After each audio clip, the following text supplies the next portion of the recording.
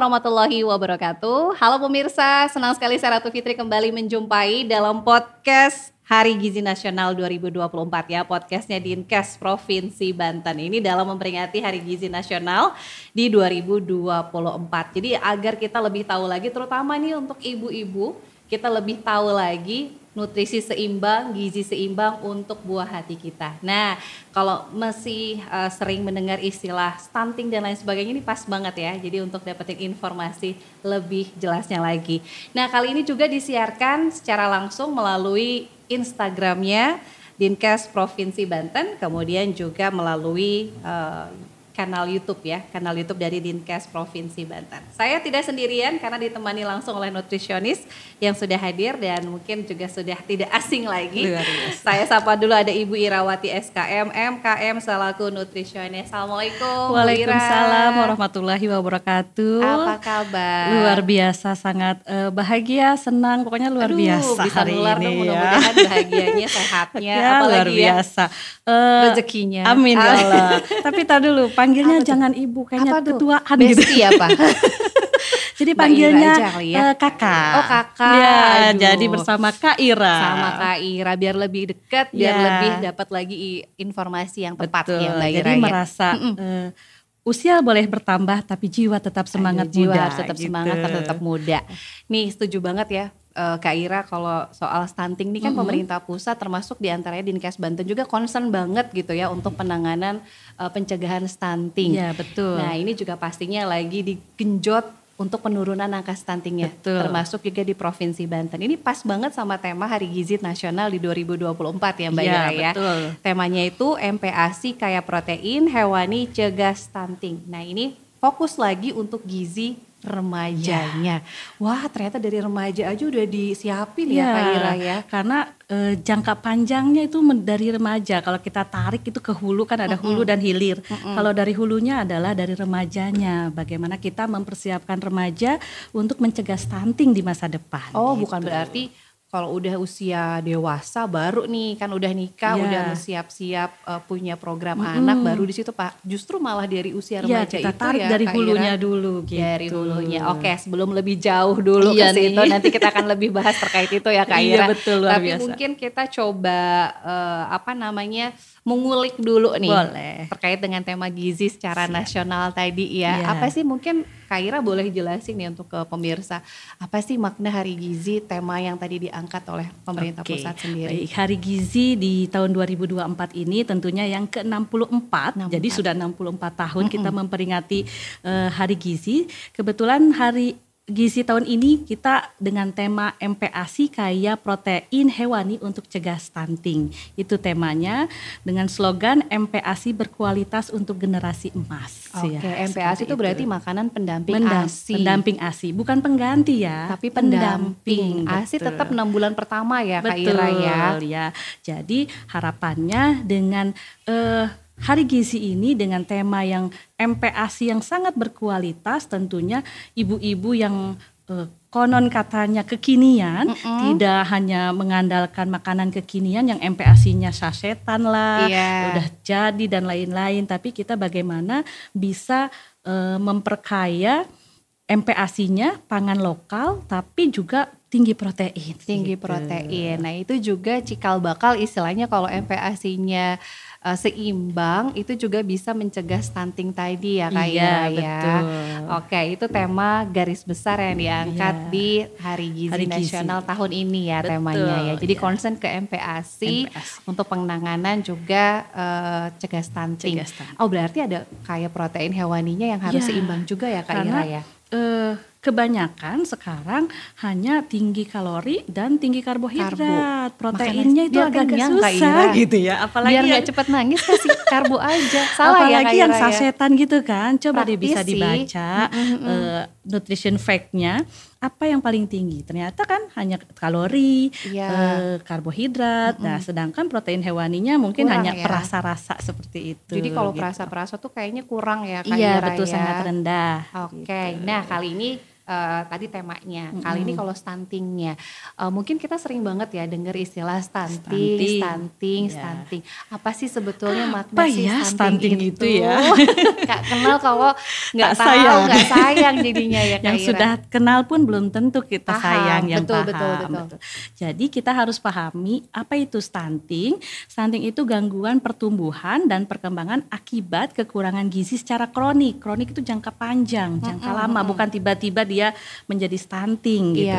Itu kalau ditandainya adalah dengan tinggi badannya tidak sesuai dengan usianya. Kalau menurut standar WHO itu di bawah -2 standar deviasi. Kalau kita lihat tabel WHO-nya ada.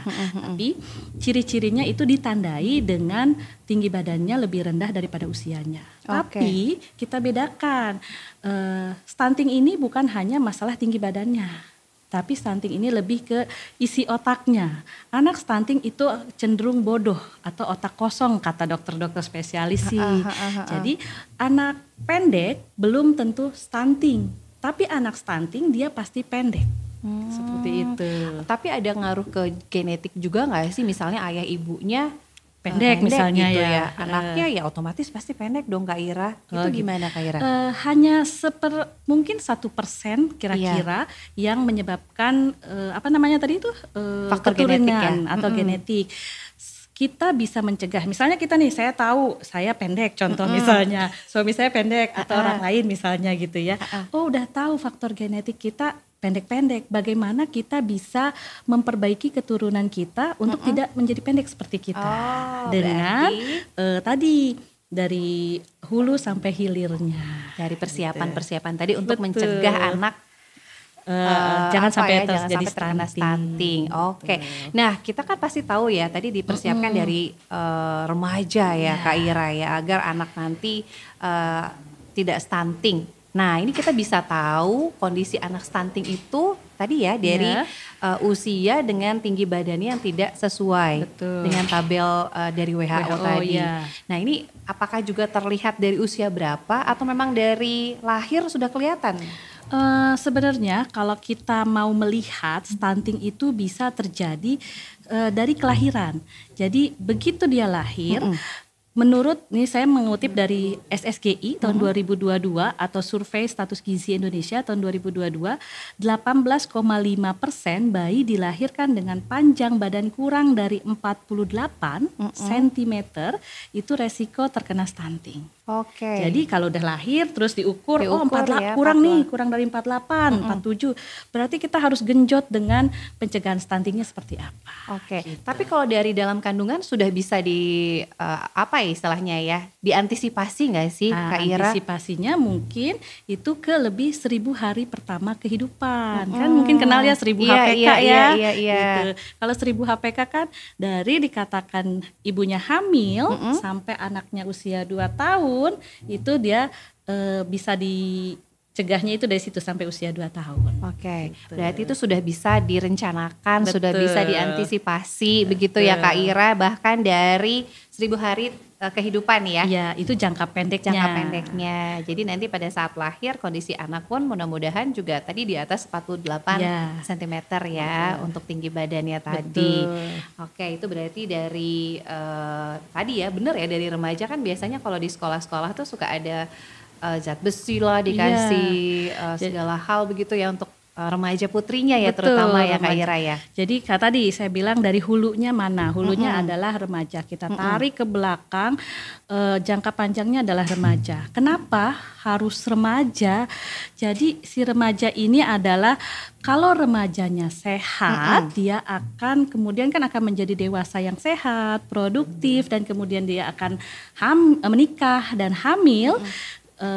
Kalau remajanya sehat akan menghasilkan anak-anak yang dilahirkannya juga sehat. Tapi satu contoh, misalnya remajanya anemia nih Kak. Tapi kurang darah ya? Kurang darah ya, lemah, letih, lesu, lunglai gitu ya. Remajanya anemia, kemudian dewasa anemia, ibu hamil anemia, dia akan beresiko tinggi melahirkan anak yang stunting.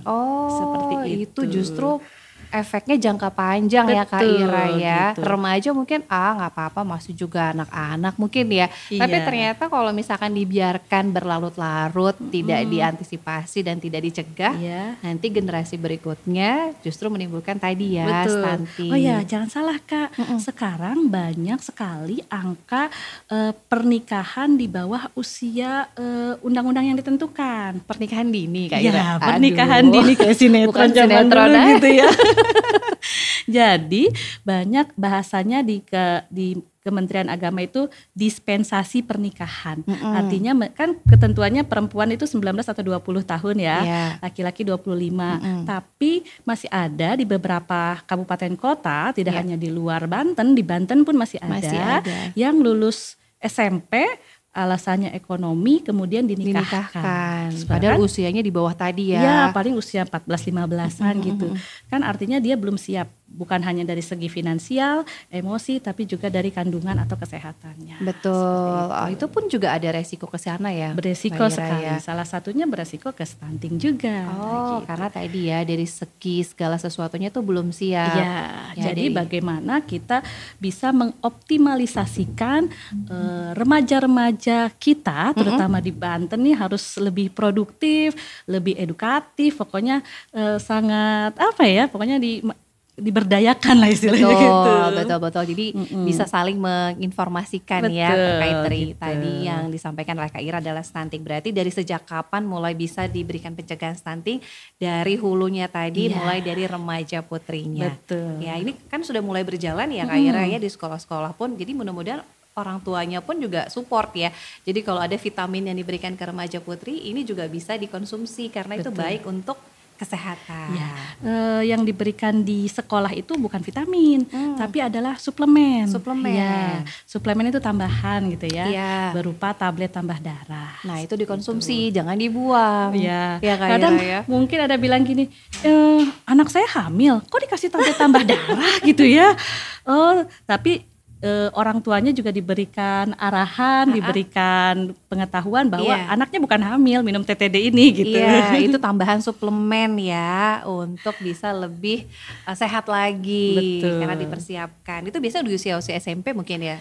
Kalau di program kita di program remaja itu di level SMP sampai SMA. SMP dan SMA. Gitu. SMP tuh Dan usia itu berapa gratis ya kalau nggak salah ya. Gratis luar biasa gitu. Wah, ini pokoknya disupport langsung oleh pemerintah. Betul. Jadi ini peran orang tua, guru di sekolah dan lingkungan juga untuk sama-sama support ya kegiatan Iya, ini. betul. Oke, ini tadi sudah ada. Kemudian Kak Ira, ini kan tadi sudah mulai kapan sih kita bisa mencegah stunting? Bahkan itu dari remaja sudah bisa kita lakukan. Iya. Kemudian tema nih, ini MPASI. Ya, tadi sudah disampaikan sedikit tadi sama Kak Ira di awal.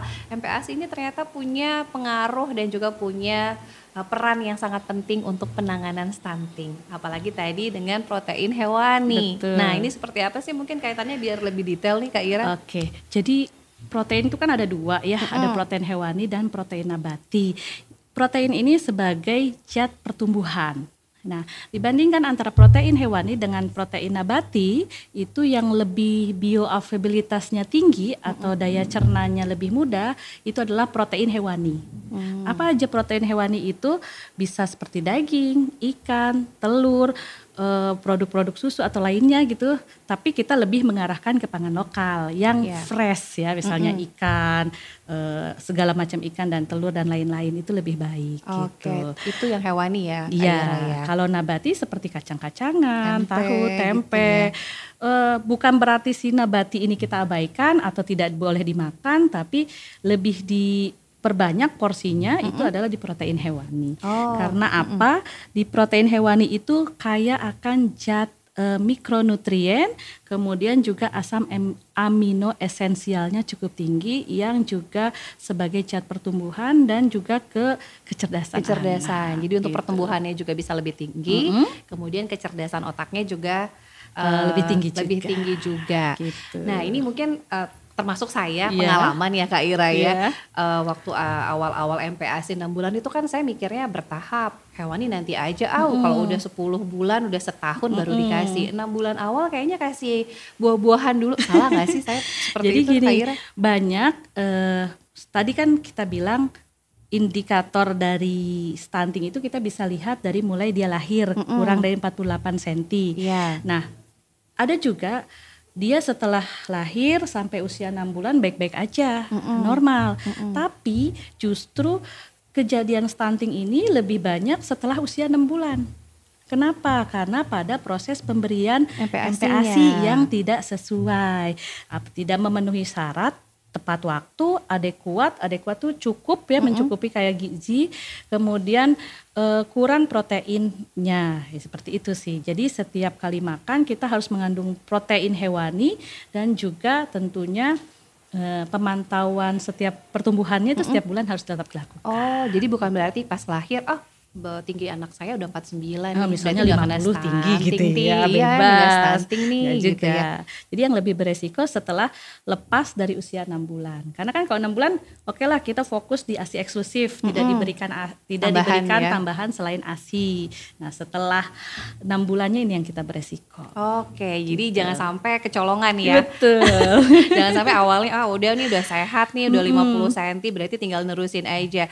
Justru dari awal itu udah boleh ya. Iya. Jadi pada saat usia 6 bulan sudah kenal makan tambahan, berarti sudah boleh dikasih protein hewani tadi ya Kak Ira? Betul. Oke, cuma mungkin tinggal teksturnya ya, aja jadi ya Kak nanti Ira ada ya? bentuknya. Untuk usia 6 bulan sampai 7 bulan bubur saring, kemudian 8 bulan ini jadi bubur halus, kemudian makanan mulai lumat, kemudian setahun itu sudah makanan dewasa. Oh, sampai makanan normal gitu ya. Jadi jangan sampai kelamaan terlalu lembek juga ya Kak Ira ya. Oke, jadi dari 6 bulan tuh ternyata pemirsa udah boleh dikenalin sama tadi ya protein hewani tadi. Jadi mungkin di mix and match gitu kali ya. Kan kalau sekarang udah zaman kekinian ya, jangan saya nggak bisa atau harus pakai yang sachet biar praktis. Iya, saya soalnya kerja misalnya gitu misalnya. ya. Nah, sekarang kan udah high tech nih, HP nu bagus-bagus semua ya. Tinggal dicari cara membuat MPASI yang baik misalnya. Apa gitu kan, banyak IG dan lain-lain. Atau kalau ibu-ibu kekinian agak-agak repot, bolehlah datang ke fasilitas kesehatan yang ada di Provinsi Banten atau di seluruh Indonesia, pasti punya ahli gizi yang tentunya akan membantu ibu-ibu dalam bagaimana cara mengolah MPASI yang baik. Gitu. Itu tuh. Jadi bisa langsung datang untuk saling ini ya, sharing ya. Konsultasi gitu. Boleh ya, nanti ketemu Boleh, Kak Ira juga mungkin ya. Kak Ira juga di Dinkes Kota ya soalnya ya. Oke, nah ini tadi sudah, tapi kalau untuk rasa gimana? Apakah murni rasa misalnya ikan nih, apa perlu dikasih rasa-rasa dulu gak sih Kak Ira? Untuk itu sebaiknya tanpa penggunaan garam dan gula. Gitu. Kenapa? Jadi rasa aslinya rasa original ya. Atau kaldu boleh kali ya? Kalau kaldu boleh, tapi kalau penambahan gula dan garam nanti sekitar ya? usia 9 bulan ke atas. Gitu. Itu artinya biar nggak milih-milih mungkin atau gimana jadi nih Kak Ira? Jadi sudah merasakan rasanya, kalau kita kan dewasa ngerasain nggak enak gitu ya. Ya iya, orang kita udah kenal rasa-rasa. Tapi kalau bayi mah semua juga pasti enak-enak aja. Iya, karena memang belum tahu ya. Betul. Jadi benar-benar dikasih rasa orisinil tadi ya. Justru dengan tambahan lain-lainnya akan membuat, kalau misalnya jajanan nih, saya anak udah mulai setahun, udah ketemu makanan jajanan, merasa dengan aneka rasa ya. Kemudian makan dengan makanan yang normal, ngerasa nggak akan enak. Iya, karena dia udah tahu rasa. Nah, jadi akhirnya milih-milih deh nantinya ya Kak Ira ya. Nah, terus Kak Ira nih, kalau untuk pencegahan stunting nih fokusnya di usia-usia berapa sih berarti nih Kak Ira? Oke, jadi ada 2 fase yang harus kita perhatikan. Tadi itu pertama, jangka pendeknya adalah dari mulai ibu hamil, dari 1000 hari pertama kehidupan. Fase kedua adalah di remaja putri, di usia, kalau remaja itu sekitar 10 sampai 19 tahun. Gitu. Jadi kalau kita tarik lagi ke hulu, ya remajanya kita mulai. Dari remaja ya. Betul. Itu dari usia mungkin 14-13 gitu kalau ya. kategori remaja itu 10 sampai 19. Dari 10 aja udah remaja ya. Iya betul. Usia kelas berapa ya? Kelas 5 apa kelas 4 ya? Karena perlu diketahui sekarang menstruasi pertama, kalau dulu kan rata-rata di atas SMP gitu ya, kelas 6 SD. Ya. Sekarang kelas 4 SD ada loh kakak yang menstruasi. Beda ya, gitu. beda zaman. Betul. Jadi udah ngegeser, udah lebih maju ya sekarang ya. Jadi, mungkin karena faktor makanan juga kali ya Kak Ira ya. Betul. Jadi bawa ke hormonnya juga. Hormonnya juga berbeda. Nah itu tadi ya. Jadi fokusnya di usia berapa tadi ya? Dari hulunya lagi dari mulai remaja. Mulai dari 10 tahun berarti kita. Berarti bukan lagi anak yang sudah baru dilahirkan ya, tapi bahkan dari ditarik lagi kan kita jauh. Mencegah gitu ya, mencegahnya dari yang jauh. Jadi usaha-usaha preventif ya untuk pencegahan. Kemudian kolaborasi nih Kak Ira. Siapa saja sih pihak-pihak yang mungkin juga concern sekali menangani stunting nih? Ini siapa saja sih yang mungkin tanggung jawab sekali? Apakah cuma dinas kesehatan aja atau seperti apa Kak Ira? Jadi kalau yang bertanggung jawab itu kita harus lintas sektor. Nggak bisa hanya dinas kesehatan saja. Lintas sektornya tidak hanya pemerintah tapi juga swasta, CSR dan lain-lain harus sama-sama bekerja sama tentunya. Karena dinas kesehatan atau sektor kesehatan hanya 30%. 70%-nya adalah lintas sektor. Baik dari kesehatan lingkungan, kebersihannya, kemudian sanitasinya, kemudian dari masalah rokok misalnya, kemudian jamban dan lain-lain. Pokoknya semua sektor bertanggung jawab. Oke, jadi PHBS-nya itu memang betul-betul berjalan ya Kak Ira ya. Jadi bukan hanya dari leading sektor dinas kesehatan atau dalam hal ini pemerintah, tapi semuanya bertanggung jawab untuk penanganan stunting. Betul. Jadi karena kalau sama-sama gotong royong tuh akan lebih mudah ya, meringankan tadi juga 70%-nya adalah penanggulangan di lintas sektor. Di lintas sektoral, jadi harus sama-sama ya untuk menangani stunting tadi nih Kak Ira. Setuju banget, setuju ya. Nah kemudian upaya-upaya yang sudah dilakukan, tadi kan kalau sedikit dibahas tadi ada pemberian suplemen tambahan ya untuk remaja putri di usia-usia tadi ya, SMP atau mungkin SD juga yang sudah kelas 6 sudah diberikan. Kemudian apa saja nih Kak Ira yang mungkin sudah dilakukan untuk pencegahan stunting sendiri? Oke, kalau kita lebih melihat di kolaborasi program anak usia sekolah dan remaja, itu tentunya tadi karena dia mulai dari anak sekolah di usia 10 tahun, kita tentunya peningkatan peran UKS di sekolah. UKS itu apa? UKS itu usaha kesehatan sekolah, di mana terdiri ada 3 trias UKS, yaitu pelayanan kesehatan, pendidikan kesehatan, dan lingkungan sekolah sehat. Jadi kalau sekolahnya sehat, komitmen kepala sekolahnya untuk meningkatkan kesehatan warga sekolah itu akan menciptakan anak-anak yang sehat juga.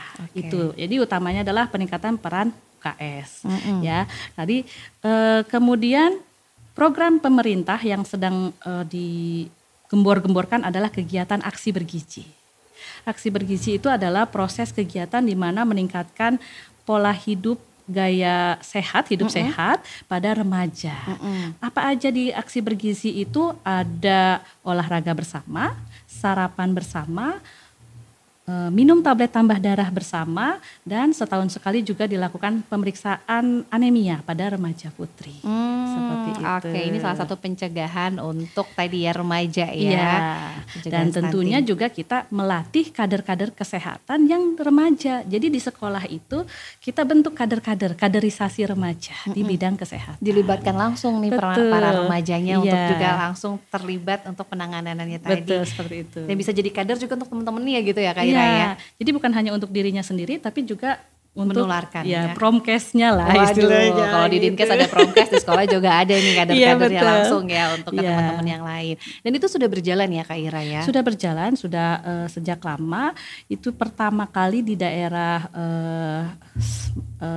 di mana itu saya lupa, tapi sudah beberapa tahun ini kita rutin untuk melaksanakannya.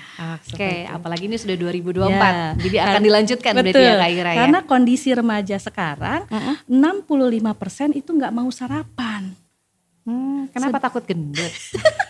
Alasannya dengan kesiangan lah, kemudian takut mules lah, dan alasan-alasan alay yang lainnya. Padahal nggak boleh ditinggalin ya sarapan ya Kak Ira. Jadi salah satu indikator terpenting adalah sarapan gitu. Walaupun sedikit tapi ada yang dimakan gitu ya. Betul gitu. Jadi 65% tidak sarapan itu mencetus kejadian anemia pada remaja salah satunya. Kalau makanan-makanan sekarang nih Kak Ira kan banyak ya makanan-makanan jajanan lah istilahnya. Itu pengaruh juga nggak sih anak-anak remaja sekarang kan kayaknya lebih jarang makan makanan berat ya atau main course-nya. Apa coba makanan yang viral di remaja? Apa tuh? Seblak bukan? Nah, seblak. Apa sih? Kenapa sih seblak ini pedas-pedas salahnya apa gitu ya? Salah nggak sih Kak Ira? Salah nggak sih? Jadi atau jajanan-jajanan lain yang instan-instan, kita junk ambil. food gitu Jadi ya Kak kalau Ira? saya main ke sekolah-sekolah sebagai konselor remaja, itu sebutkan makanan yang kalian suka. Pasti yang pertama adalah seblak. Oh bener ya? Jadi ada apa dalam seblak? Coba isinya seblak apa? Micin. Micin, kerupuk, Mie-mian kemudian gitu lah ya. olahan-olahan Iya. ya. Ternyata dan ditambah dengan rasa yang sangat pedas ya.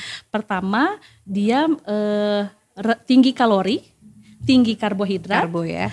tinggi lemak, lemak jenuh, kemudian juga rendah serat.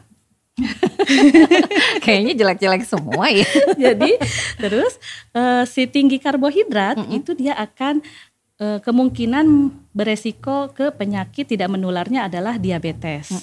Walaupun nggak manis ya tadi Iya, ya, tapi kan karbo. karbohidrat. Iya. Kemudian lemaknya akan beresiko ke penyakit jantung.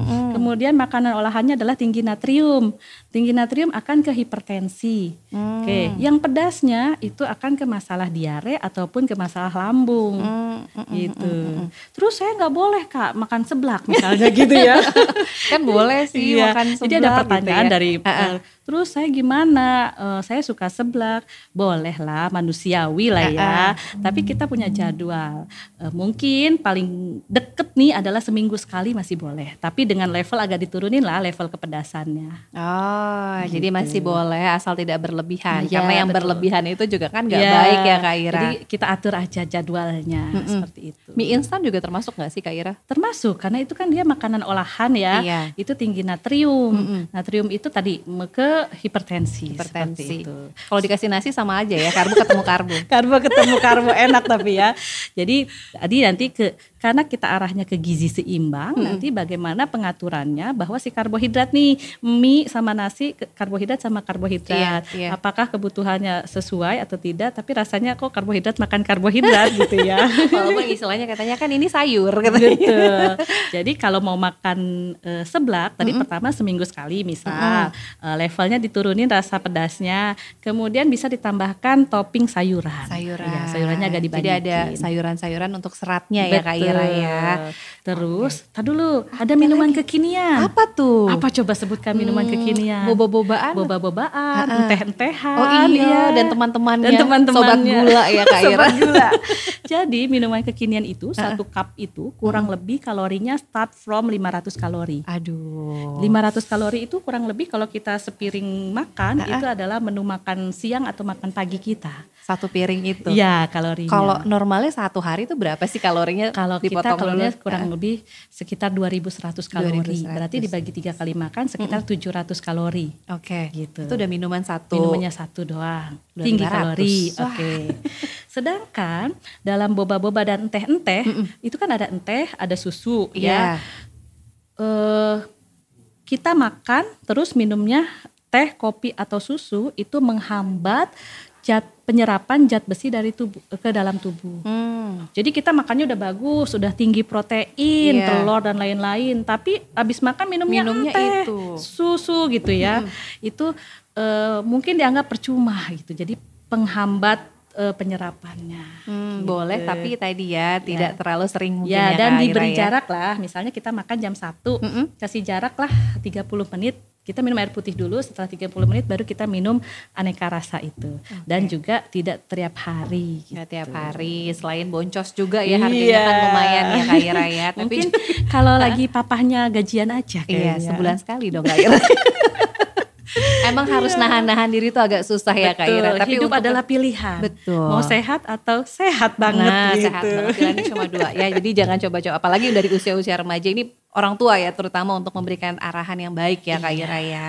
Didampingi. Oke, itu tadi beberapa kegiatan-kegiatan. Nah, kemudian nih, ini kan tadi remaja diajak untuk punya kegiatan-kegiatan yang positif. Salah satunya mungkin tadi ya aktivitas fisik, kemudian juga ada mungkin makanan-makanan yang bergizi. Ini kan juga untuk melakukan pola hidup sehatnya. Nah, ini pastinya kan agak mungkin kerjasama dengan dinas sekolahnya juga ya, di pihak-pihak sekolahnya juga. Ini agak susah nggak sih Kak Ira?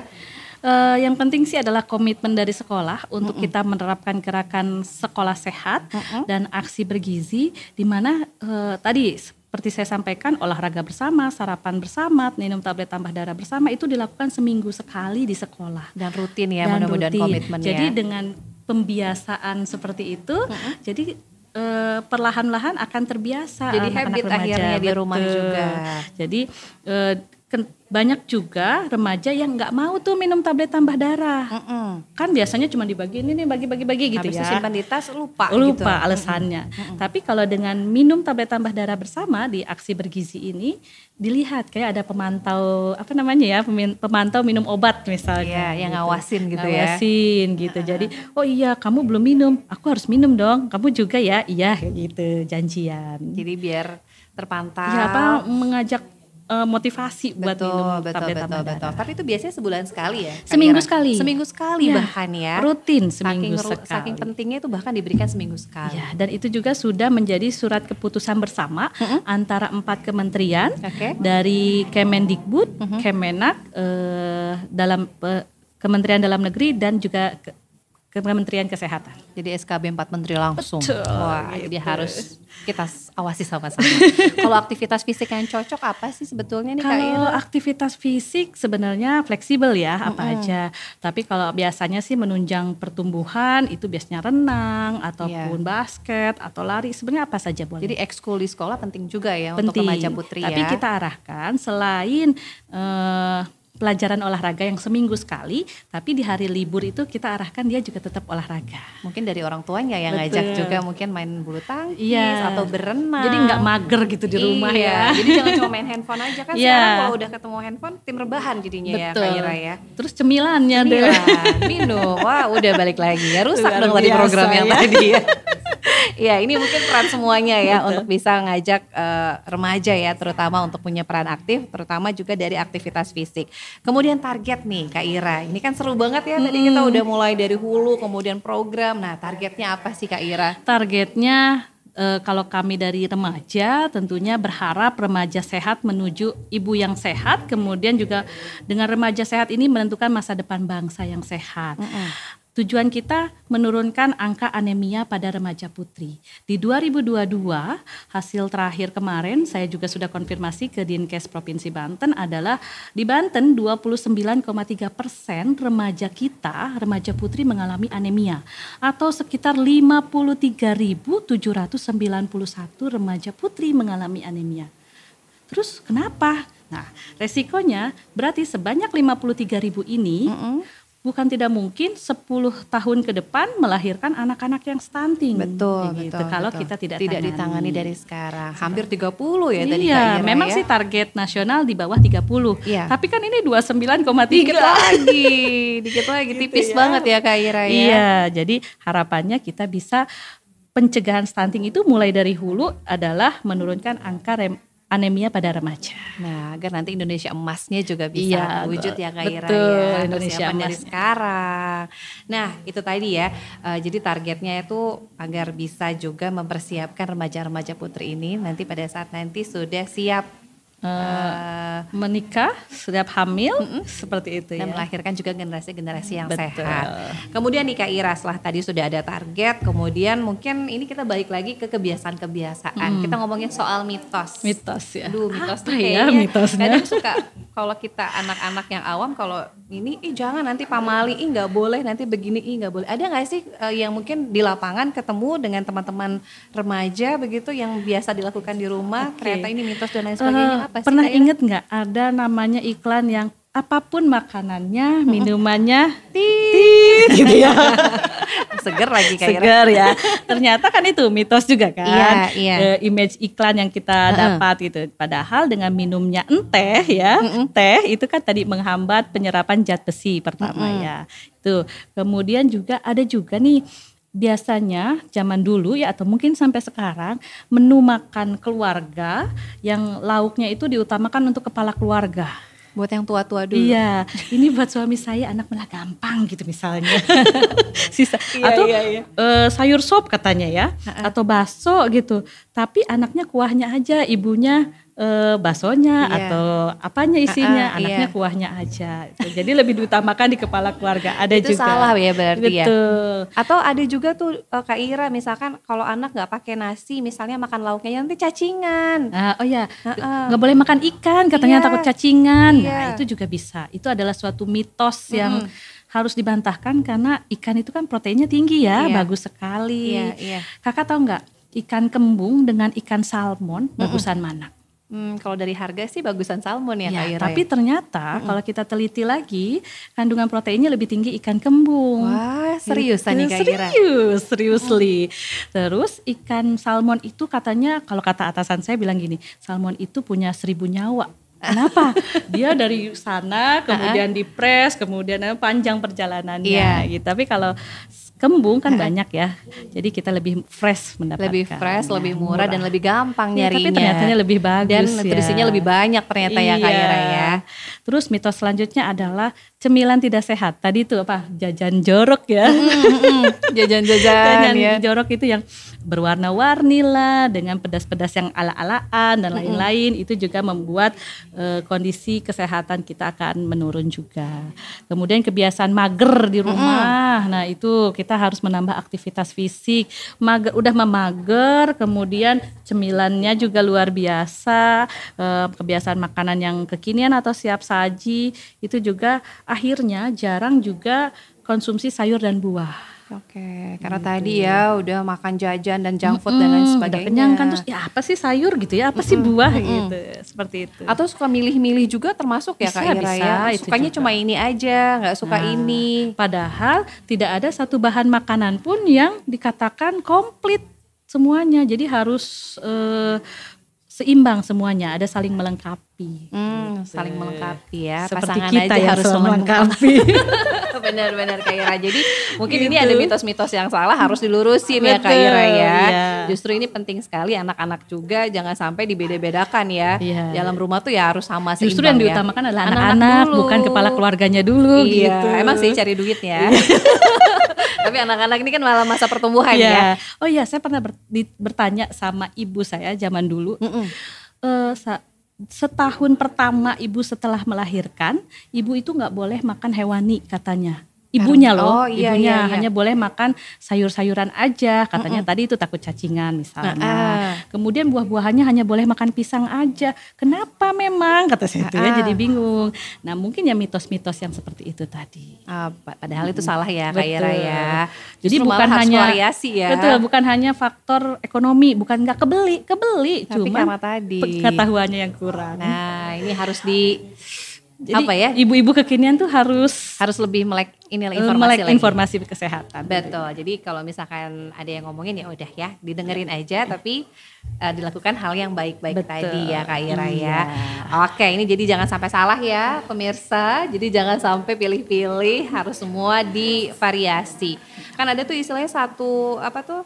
Isi piringku. piringku juga ya Kak Ira. Iya, jadi isi piringku itu kalau kita lihat sepiring itu yang apa ya, sepertiganya itu karbohidrat, Iya. kemudian sepertiga ke sini adalah protein, kemudian sayur dan buah. Harus sama, Gitu, seimbang seimbang, ya. Karbonya juga jangan terlalu banyak, lebih karbo ya. Nasinya udah hampir full sepiring, sayurnya paling juga Iya, kuahnya ada tuh aja isi misalnya. piringku yang mana? Piringku mah banyak, misalnya karbohidratnya malah setengah misalnya gitu Iya, ya. iya, Kita harus iya, iya. sesuaikan. Tapi kalau misalnya tambahan jajan tuh sebetulnya boleh nggak sih? Istilahnya bukan jajan ya, apa namanya, cemil-cemil. Nah ini cemil-cemil yang bagus apa sih Kak Ira kalau cemil-cemil remaja? yang sehat ya, remaja.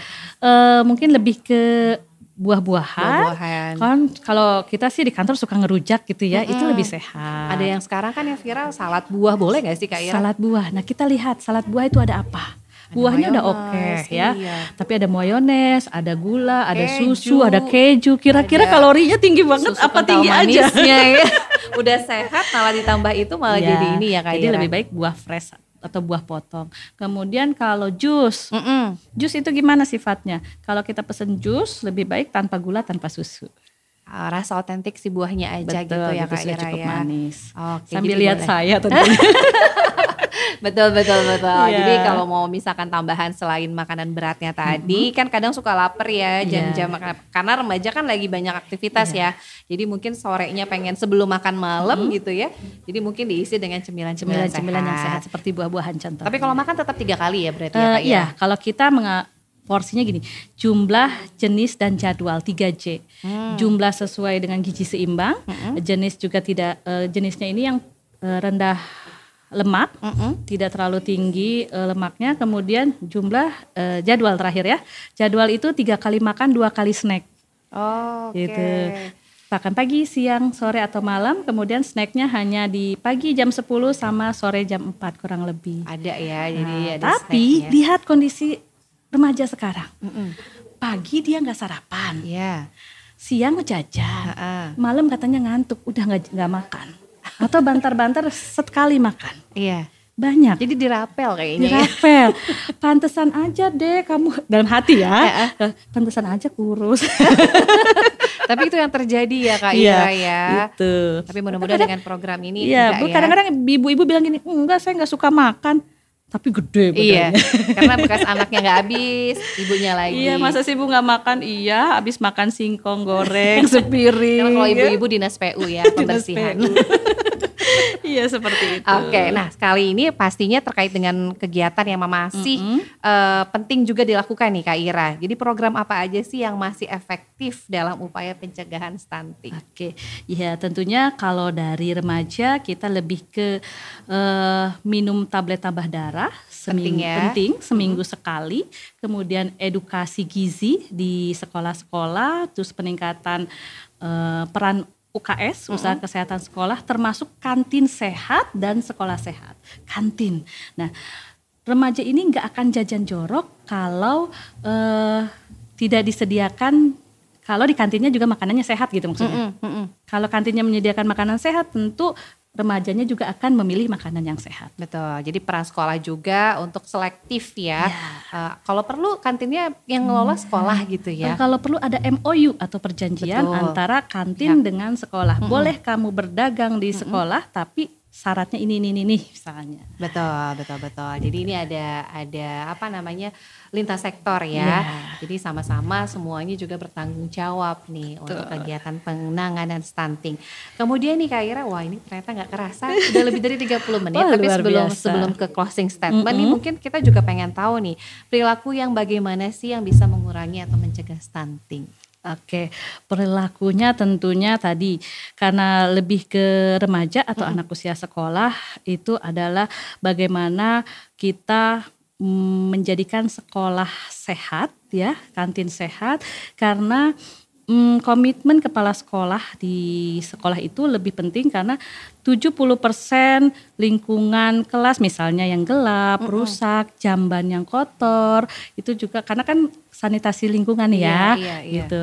Itu juga diperhatikan. Kemudian makanan-makanan yang dijual di kantin sekolah itu makanan-makanan yang sehat tentunya. Dan tentunya komitmen atasan atau pemegang kebijakan itu lebih teguh lagi komitmennya dan kerjasama lintas sektor 70% itu lebih akan menanggulangi masalah stunting tentunya. Nah, yuk sama-sama untuk kita juga memerangi dan menangani stunting. Betul, ya, dari luar mulai biasa. dari hulu ya istilahnya ya. Iya. Oke. Nah ini karena sudah di penghujung pasti ada pesan nih yang dari Kak Ira sudah disiapkan. Apalagi ini mengingat juga di tema Hari Gizi Nasional di 2024 ini lebih mengedepankan juga untuk MPASI kayak protein hewani cegah stunting. Apalagi ini fokusnya untuk gizi pada remaja. Apa sih pesan atau informasi yang bisa disampaikan untuk masyarakat nih? Silakan Kak Ira. Oke, jadi mari kita bangun pelajar atau remaja yang kuat dimulai dari hidup sehat. Janji hidup sehat menuju remaja sehat, remaja hebat Indonesia Emas 2024. Remaja sehat, remaja kuat. Hebat. Wah, Oke, remaja luar hebat biasa. juga nih. Yuk sama-sama kita perangi stunting bahkan dari istilahnya dari usia remaja ya Iya, Kak Ira ya, betul. mempersiapkan generasi. Sekarang ada hashtagnya, janji hidup sehat. Hashtag janji hidup sehat. Wah, kita dapat Luar banyak banget nih ilmu biasa. dari Kak Ira. Terima kasih banyak. Terima kasih, Saya sebagai orang sama-sama. tua juga yang nanti pastinya usia remaja ini sudah harus dipersiapkan. Dan kalaupun misalnya ingin dapat informasi, boleh banget ya untuk konsultasi dan sharing ya Kak Ira Boleh ya. banget. Bisa ke nutrisionis langsung atau ke dinas kesehatan Betul. langsung atau sekarang zaman medsos ya Kak Ira. Bisa. Jadi bisa follow IG saya, tapi saya nggak pakai nama pribadi, tapi saya sebagai nutrisionis, sebagai ahli gizi, kemudian juga ya pasti follow aja IG saya ya. Oke, siap. MPASI. Oke.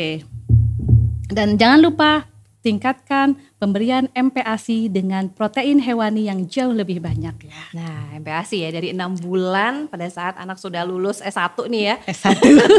S1 ASI udah lulus, dikasih tambahan juga untuk makanan pendamping ASI-nya yang kaya dengan protein hewani ya Kak Ira ya. Betul, Ini sesuai penting. dengan slogan kita MPASI kaya protein hewani cegah stunting. Jaga ya. stunting. Jadi 6 bulan sudah boleh diperkenalkan, kalau perlu tidak perlu dikasih tambahan rasa Iya, ya. betul. Otentik rasa dari Jadi bukan hanya tadi. remaja juga, kita juga janji hidup sehat. Janji hidup sehat. Setuju Kak Ira, terima kasih banyak Oke. sudah membagi ilmunya, sharing terkait Luar dengan biasa, terima stunting ini. kasih. Mudah-mudahan gak bosan ya Kak Ira. Insya Allah selalu Nanti berkembang. mungkin di tema-tema yang lain kita coba angkat lagi karena stunting ini memang masih terus menjadi konsentrasi ya Betul, untuk ya.